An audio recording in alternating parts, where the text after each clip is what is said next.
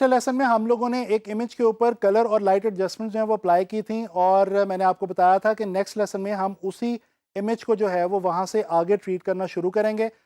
तो चलें चलते हैं और उसी इमेज के ऊपर अब इस लेसन में हम लोग अप्लाई करके देखते हैं रीटचिंग के टूल्स को, जो कि ऑलरेडी हम देख चुके हैं, मैं आप लोगों को बता चुका हूँ। लेकिन अब इस इमेज पे वो वन बाय वन हम जो वर्क फ्लो मैंने आपको बताया उसके अकॉर्डिंगली अप्लाई करके दिखाता हूँ।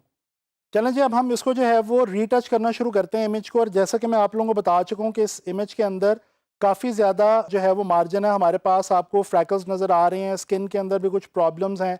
तो हम देखते हैं कि हम इस इमेज को किस तरह से इम्प्रूव कर सकते हैं जो है वो रीटचिंग के हवाले से। अच्छा, ओरिजिनल इमेज मैंने इसको इसीलिए नाम दिया था ताकि मेरा जो एक्चुअल इमेज है वो मेरे पास महफूज रहे। अगर मैं ये एडजस्टमेंट ऑफ करूं तो ये देखें मेरा एक्चुअल इमेज, ओरिजिनल इमेज मेरे पास बिल्कुल वैसे का वैसा महफूज है। अब जो मैं रीटचिंग के टूल्स अप्लाई करूंगा उनके लिए मैं कंट्रोल जे प्रेस करके इस अपनी ओरिजिनल इमेज की जो लेयर है उसकी लूंगा डुप्लीकेट, और डुप्लीकेट के ऊपर फिर मैं वन बाय वन अप्लाई करता जाऊंगा अपने टूल्स। तो सबसे पहले मैं यहाँ पे अप्लाई करने लगा हूँ जी स्पॉट हीलिंग टूल।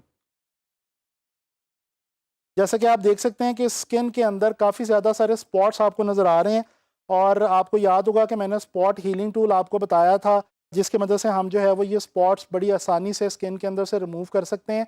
यहाँ पे याद रखें कंटेंट अवेयर, मैं आपको पहले भी बता चुका हूँ कि कंटेंट अवेयर की मदद से हम जो है ये स्पॉट हीलिंग टूल जो है इसको यूज़ करते हैं अक्सर। और कंटेंट अवेयर का फ़ायदा ये होता है कि ये हमारे पिक्सल्स को, हमारे इमेज के पिक्सल्स को जो है वो कैच करने में आसानी फ़राहम करता है हमारे टूल को। और जो ऑलरेडी अगर कहीं पे पिक्सेल्स जो हैं वो गड़बड़ होने का ख़तरा हो तो कंटेंट अवेयर की वजह से वो पिक्सेल्स जो हैं वो अपने आप एडजस्ट हो जाते हैं और सेटल हो जाते हैं। अच्छा जी, जे जो है वो शॉर्ट की है हमारी स्पॉट हीलिंग टूल की। और आपको ये भी याद होगा कि मैंने आपको बताया था कि ब्रैकेट की जो है उसकी मदद से हम साइज़ जो है वो स्पॉट हीलिंग टूल का बड़ा छोटा कर सकते हैं। स्पॉट हीलिंग टूल की मदद से जो है वो साफ़ करते जाएंगे। ये देखें जिस तरह ये जो फोरहेड वाला एरिया ये काफ़ी हद तक जो है वो क्लीन हो गया। इसी तरह से अब ये हमारे पास नीचे जो है ये काफ़ी ज़्यादा सारे स्पॉट्स मौजूद हैं। ये टूल्स कोशिश करें कि आप अपने डॉक्यूमेंट को या अपने इमेज को जितना ज़्यादा जूम इन करके इन टूल्स को अप्लाई करेंगे उतने ज़्यादा अच्छे तरीके से आपका जो रीटचिंग है उसका प्रोसेस उतना ही ज़्यादा स्मूथ रहेगा और उतना ही ज़्यादा बेहतर रहेगा। सिर्फ स्पॉट्स की मदद से, सिंगल क्लिक्स की मदद से ज़्यादातर इस्तेमाल कर रहा हूँ क्योंकि इसका इस्तेमाल बेहतर इसी तरह से है। लेकिन ये ज़रूरी नहीं है कि आप इसको सिंगल क्लिक की मदद से ही सिर्फ इस्तेमाल करेंगे, आप इसको ड्रैग करके भी जो है वो स्पॉट्स को रिमूव कर सकते हैं। एंड उस तरह से भी ड्रैग की मदद से भी ये जो टूल है ये काम बिल्कुल सही तरह से करता है। अच्छा, ख़ास तौर पे ये जिस तरह ये कर्व्स आ रही होती हैं, यानी कि जो शेप जहाँ पे जिस एरिया में डिफ़ाइन हो रही होती है वहाँ पे भी आप लोग ज़रा ध्यान के साथ इन टूल्स को अप्लाई करें, क्योंकि उन एरियाज़ के अंदर भी जहाँ पे कोई फॉर्म बन रही है, कोई शेप बन रही है, स्किन फॉर एग्ज़ाम्पल आगे से गोलाई के अंदर है या कुछ इस तरह का है, तो वहाँ पे भी डेफ़िनेटली आपको बड़े ध्यान से जो है वो अप्लाई करना पड़ेगा। अच्छा जी, अब ये हमने स्पॉट्स जो हैं वो रिमूव कर लिए हैं इस फेस के अंदर से। अगर मैं इसको आपको, मैं साथ ही साथ इसको सेव करता चलूँ और अगर मैं इसको आपको जो है वो ऑफ़ करके दिखाऊँ लेयर को, तो ये देखें हम इस इमेज को यहाँ से यहाँ तक ले आए हैं, इसके स्पॉट्स हमने जो है वो रिमूव कर लिए हैं।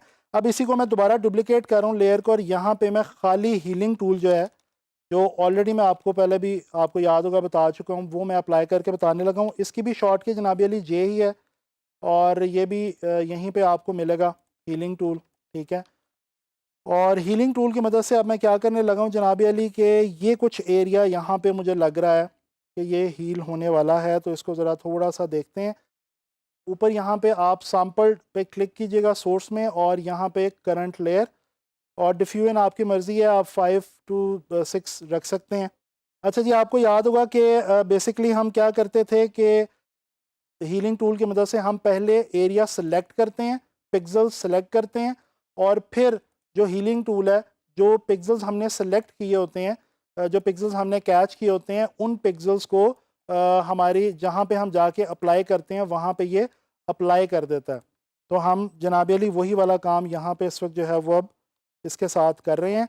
ये देखें, अगर मैं इसको आपको थोड़ा सा बड़ा करके दिखाऊं तो ये देखें ये एरिया जो है ये बेसिकली वो आपको इस वक्त ब्रश के अंदर नज़र आ रहा है जो कि जो पिक्सेल्स ऑलरेडी इस वक्त सेलेक्ट हुए हुए हैं। यानी अगर मैं यहाँ से अप्लाई करता हूँ तो ये इसने साफ़ तो कर दिया, लेकिन इसने ओवरऑल ब्रश में अगर मैं बहुत बड़ा करके इसको अप्लाई करूँगा तो फिर डेफिनेटली मेरा जो इमेज है, जो विजुअल है, वो ख़राब होने का अंदेशा है। और इसमें एक टिप ये है जनाब अली कि आप कोशिश करें कि जब आप किसी भी एरिया को साफ़ करना चाहें, नीट क्लीन करना चाह रहे हैं या रीटच करना चाह रहे हैं हीलिंग टूल की मदद से, तो ट्राई योर लेवल बेस्ट कि आप जो पिक्सेल्स जो आप चूज़ कर रहे हैं वो आप उस एरिया के करीब तरीन, यानी कि जहाँ पे आपने उसको डुप्लिकेट करना है, जिस एरिया को आपने हील करना है, उसके करीब तरीन जगह से आप जो है वो पिक्सेल्स को सिलेक्ट करें, ताकि आपके जो पिक्सेल्स हैं वो सही तरीके से जो है वो जाके वहाँ पे अप्लाई हों। तो ये देखें जी, ये नोज़ के अंदर काफ़ी सारे प्रॉब्लम्स हैं जो कि हमने जो है वो काफ़ी हद तक बेहतर कर लिए हैं इससे। ठीक है जी, ये हमने हीलिंग अप्लाई करके देखा।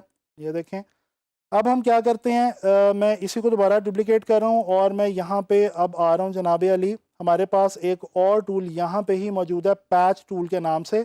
अब मैं डबल क्लिक करके इसको रीनेम करता हूँ और हम अप्लाई करते हैं यहाँ पे पैच टूल। अच्छा जी, पैच टूल अब मैं इन एरियाज़ के अंदर जो है वो अप्लाई करने लगा हूँ। और पैच टूल हम ज़्यादातर वहाँ पे ही अप्लाई करते हैं जहाँ पे जो हमारे ये जो हीलिंग टूल वगैरह हैं, ये थोड़ा सा इनके लिए मुश्किल हो उसको हील अप करना, तो फिर हम वहाँ पे उन एरियाज़ में जहाँ पे काफ़ी ज़्यादा प्रॉब्लम हो, वहाँ पे फिर हम पैच टूल की मदद से जो है वो एरियाज़ को ठीक कर लेते हैं। अब ये देखें, मैंने ये किया है कि मैंने यहाँ पे पैच लिया और जहाँ पे जाके मैंने उसको छोड़ा अपने माउस को, उस जगह से पिक्सल जो हैं वो उसने सेलेक्ट किए और उसने जनाब अली वो पिक्सल्स वहाँ पे ला के मेरे पास जो एरिया मैंने पहले सेलेक्ट किया हुआ था वहाँ पे ला के उसने कॉपी कर दिया। अच्छा जी, इसको मैं बिल्कुल रिमूव नहीं करना चाह रहा। एक और बात मैं आपको बताता चलूँ कि ख़ास तौर पे पोर्ट्रेट को एडिट करते हुए एक बात का ख्याल रखें कि कई चीज़ें ऐसी होती हैं जो कि नेचुरल होती हैं और उनको आप बिल्कुल ख़त्म नहीं करते। तो ये अब हमने पैच टूल अप्लाई कर लिया, हीलिंग टूल अप्लाई कर लिया और स्पॉट हीलिंग टूल अप्लाई कर लिया। अब मैं इस पैच टूल की डुप्लिकेट ले रहा हूँ और यहाँ पे हमारे पास एक और टूल जो है वो अवेलेबल है, वो मैं अब यहाँ पे अप्लाई करने लगा हूँ, कलोन स्टैम्प टूल। ये भी हमने जो है वो पहले डिस्कस किया था। एस जो है वो इसकी शॉर्ट की है। यहाँ पे ही हमारे पास टूल पड़ा हुआ है। अब मैं पहले इस वाले एरिया पे आता हूँ।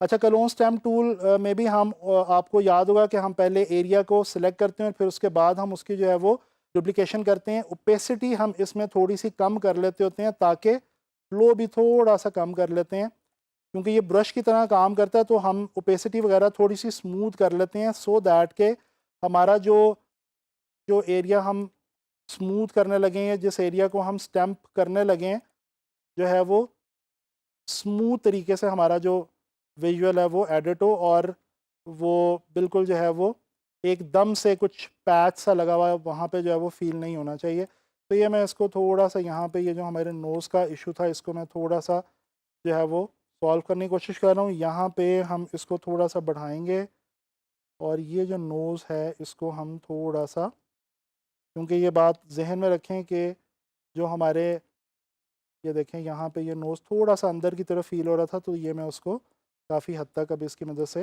बेहतर हो गया। इसी तरह से अगर मैं नीचे आ जाऊँ तो यहाँ पे इसको मैं थोड़ा सा माइल्ड बना रहा हूँ। ये जो शेडो आया हुआ है चिन के नीचे, इसको मैं थोड़ा सा स्टैम्प करके इसको मैं हल्का बना रहा हूँ। अब ये जो चिन की एक लाइन है, ये पूरी लाइन नहीं मैं हटाऊँगा, क्योंकि अगर इस लाइन को मैं हटा दूँगा तो जो स्किन है वो अननेचुरल फील होगी यहाँ से। क्योंकि ये फेस का फ़ीचर है, अल्लाह ताला ने बनाया हुआ नेचुरली, तो इसको हम बिल्कुल ख़त्म नहीं करेंगे, बल्कि हम उसको सिर्फ थोड़ा सा जो है वो इस तरह से कर देंगे कि वो बुरा ना लगे। ठीक है जी। और यही हम इस वाले एरिया के अंदर आके जो है वो यहाँ पे इस तरह से चीज़ों को सॉर्ट आउट कर लेते हैं। अगेन अब यहाँ पे ये जो एक डेप्थ बनी हुई है, ये भी एक नेचुरल डेप्थ है, तो इसको हम बिल्कुल टोटली ख़त्म नहीं कर सकते। सिर्फ उसको जो है वो हम किसी हद तक बेहतर करेंगे। इसी तरह से अगर यहाँ पे हम आ जाएँ तो यहाँ पे थोड़ा सा आइज़ के ऊपर हम हल्का सा इसको थोड़ा सा स्मूथ कर सकते हैं कलोन स्टैम्प की मदद से। तो ये कलोन स्टैम्प जो है ये स्टैम्पिंग तो करता ही करता है, उसके अलावा ये थोड़ा सा स्मूथनेस भी हमें प्रोवाइड कर देता है हमारे विजुअल के अंदर। ठीक है जी। तो ये ना जी, ये हमारा जो इमेज है ये यहाँ तक तकरीबन जो है वो पहुँच चुका है, जिसको मैं लास्ट टचेस यहाँ से नोज़ के एरिया को यहाँ से देने लगा हूँ। चलें, यहाँ पे भी थोड़ा सा इसको मज़ीद जो है वो स्मूथ कर लेते हैं। चलें, अच्छा जी, अब यहाँ पे क्लोन स्टैम्प टूल भी हमने अप्लाई करके देख लिया है। अब इसको मैं सारी अपनी लेयर्स को आपको ऑफ करके दिखाता हूँ। तो ये देखें, ये इमेज था और उसको हम जो है वो जनाब अली ले आए हैं यहाँ तक। ठीक है जी। अब आखिरी जो रीटचिंग की चीज़ मैं अप्लाई करने जा रहा हूँ वो है जनाब अली डॉज एंड बर्न, जो कि बहुत ही ज़्यादा इम्पॉर्टेंट चीज़ है, जो कि हमारे हाईलाइट्स और डार्क्स को जो है वो एडवांस करती है, इन्हेंस करती है। तो मैं अब यहाँ पे आके जनाब अली डॉज और बर्न जो है, ये ओ इसकी शॉर्ट की है, डॉज और बर्न की, और इसके अंदर मैं यहाँ पे रेंज में आके मैं मिड टोन्स लूँगा। मैंने आपको जब ये बताया था टूल, तो मैंने उससे तो आपको ये भी बताया था कि हम मिड टोन्स क्यों जो है वो यहाँ पे रखते हैं। एक्सपोजर इसका मैं थोड़ा सा कम कर रहा हूँ। और जनाब अली अब मैं सबसे पहले तो क्या करने लगा हूँ कि मैं आइज़ के ऊपर आऊँगा और आइज़ में आके मैं यहाँ पे इसको हम कहते हैं जी आई रिंग। ठीक है जी, ये यहाँ पे हम थोड़ा सा आइज़ के अंदर जो है वो ब्राइटनेस ऐड कर रहे हैं, सो दैट आइज़ में वो थोड़ी सी लाइवली हो जाएं। ठीक है जी। अच्छा जी, इसके बाद अब हम क्या करेंगे कि हम जहाँ जहाँ पे जिस जिस एरिया में हमें लगता है कि हमारी जो हाइलाइट्स मौजूद हैं हमारे विजुअल के अंदर, उन उन एरियाज़ में हम हाइलाइट्स को जो है वो थोड़ा सा इन्हेंस कर देंगे। एक्सपोजर में थोड़ा मज़ीद कम करना चाह रहा हूँ ताकि हम बिल्कुल हमारा स्मूथ सी हमारी जो है वो हाइलाइट्स हैं। सबसे पहले मैं तो फोरहेड पे आ जाता हूँ। यहाँ पे ये देखें, सेंटर के अंदर हमारे पास काफ़ी एरिया है जहाँ पे हमें हाईलाइट जो है वो फील हो रही है। इसी तरह से नोज़ के ऊपर मैं यहाँ पे कर चुका हूँ। यहाँ पे ये जो चीक्स वाला एरिया है, यहाँ पे हमारे पास कुछ हाइलाइट्स का मार्जिन है। ठीक है जी। इसके बाद यहाँ पे हमारे पास चिन पे भी जो है वो हाइलाइट्स यहाँ पे हमारे पास अवेलेबल हैं, और ये अपर लिप्स के ऊपर भी हमारे पास हाइलाइट्स अवेलेबल हैं। चलें जी, अब मैं थोड़ा सा आ जाता हूँ बालों की तरफ, और बालों में भी इसके ये देखें जहाँ पे हमारे पास मार्जिन अवेलेबल है। ये हाइलाइट्स डॉज और बर्न जो है ना, ये बेसिकली आप जब विजुअल्स देखते हैं मैगजीन्स वगैरह में या इंटरनेट के ऊपर, तो उन विजुअल्स में आपको जो डेप्थ का फील आती है और आपको लगता है कि यार बड़ा लाइव विजुअल है किसी भी मॉडल का या किसी भी सेलिब्रिटी का, वो बेसिकली ये जो डॉज एंड बर्न वाली जो टेक्निक हम लगाते हैं, ये जो टूल हम अप्लाई करते हैं, इसकी मदद से वो जो एक लाइवलीनेस है वो उस इमेज के अंदर आ जाती है। ठीक है जी। ये अब हमने अप्लाई कर लिया। अब हम इसी लेयर के अंदर रहते हुए बर्न को अप्लाई करेंगे। इसके लिए भी हम पहले एक्सपोजर जो है वो कम कर लेंगे। और याद रखें कि लाइट टू डार्क जब हम ड्राइंग भी करते हैं, तो हम ड्राइंग के अंदर जब शेडिंग करते हैं तो हम लाइट टू डार्क ट्रैवल करने की कोशिश करते हैं, सो दैट के अगर हमसे कहीं पे हाइलाइट्स और डार्क्स गलत लग जाएं तो हम उसको इजीली हैंडल भी कर सकें। लिहाजा हम लाइट टू डार्क के अंदर ही ट्रैवल करते हैं। तो कोशिश कीजिएगा आप भी कि पहले डॉज अप्लाई करें जो कि हाइलाइट्स अप्लाई करता है, उसके बाद आप जो है वो बर्न अप्लाई करें, जिससे कि हम डार्क्स जो हैं वो हल्के हल्के अप्लाई कर सकते हैं। जिस तरह से ये देखें, ये हमने यहाँ पे कुछ डार्क्स अप्लाई कर लिए। यहाँ पे बालों के नीचे शेडो बन रहा है, इसको थोड़ा सा मज़ीद डार्क कर लेते हैं। ये देखें, इसी तरह से बालों के अंदर यहाँ पे कुछ डार्क्स अवेलेबल हैं। चलें जी, ये आईब्रोज़ को भी मैंने इसी की मदद से, जिस तरह मैंने आइज़ को किया था इसी तरह मैंने आईब्रोज़ को किया है, बल्कि मैं आइज़ के अंदर थोड़ा सा डॉज एक बार दोबारा अप्लाई करना चाह रहा हूँ, और वो मैं यहाँ पे करूँगा। अब ये जो हमारे पास एरिया होता है वाइट वाला, ताकि ये भी थोड़ा सा मज़ीद एरिया हमारा फ्रेश हो जाए। तो ये जनाब अली हमने इसके ऊपर डॉज एंड बर्न भी अप्लाई कर दिया है। And that's all for retouching. अब मैं इसको सारे को आपको जो है वो ग्रुप करके दिखाता हूँ। तो सारी लेयर्स को शिफ्ट के साथ सेलेक्ट करके कंट्रोल जी करता हूँ। इसको मैं नाम देता हूँ जनाब अली रीटचिंग, और अब मैं इसको आपको ऑफ करके दिखाता हूँ। तो ये देखें जनाब, ये हमारा पहले विजुअल था और उसको हमने रीटचिंग से ये बना लिया हुआ है, और ये हमने एडजस्टमेंट्स और रीटचिंग इस इमेज के ऊपर अप्लाई कर दी हैं। अब नेक्स्ट लेसन में हम इसी इमेज के ऊपर फिल्टर्स और इफ़ेक्ट्स अप्लाई करके देखेंगे। आप लोगों ने देखा कि जो हमारे पास टूल्स अवेलेबल हैं फ़ोटोशॉप में, जिनकी मदद से हम रीटचिंग कर सकते हैं इमेजेस की, तो कितने आसानी के साथ हम कितना मैजिकल इफ़ेक्ट किसी भी विजुअल के ऊपर अप्लाई कर सकते हैं। और उसमें आर्टिफैक्ट्स जो मौजूद होते हैं उसको हम रिमूव कर सकते हैं। तो ये चीज़ आई होप कि आप लोगों को रीटचिंग की जो है वो समझ आ गई होगी।